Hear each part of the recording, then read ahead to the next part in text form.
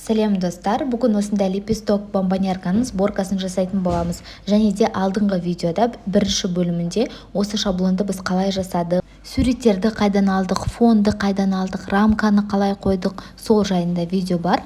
Бірінші бөлімін көрдіңіздер. Мынау екінші бөлімі, бұл сборкасы.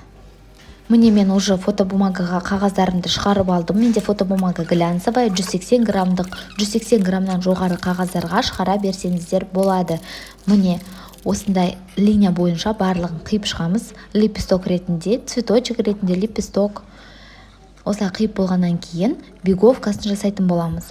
Бұл шаблонның сборкасы өте оңай, клейді қажет етпейді. Міне сызғышты алып, канцелярский ножбен беговкасын жасаймыз. Канцелярский ножбен ақырындап, бастырмай, кесіп алмау керек.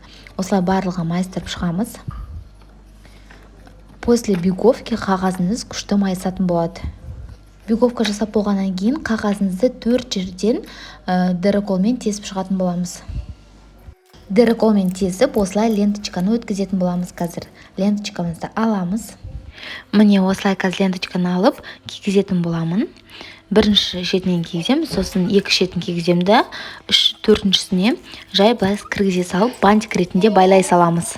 Міне көріп тұрғандарыңыздай өте оңай бұл шаблонның сборкасы.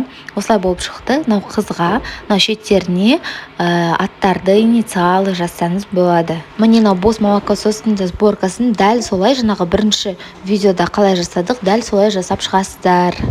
Менің видеомды қарап, дәл осылай шаблонды сіздер де жасай аласыздар. Ол үшін обязательно мен YouTube каналыма подписаться етіп, сосын телеграмға астында ссылканы қалдырамын. Сол телеграмға өтіп, бұл шаблондарды сіздер ала аласыздар.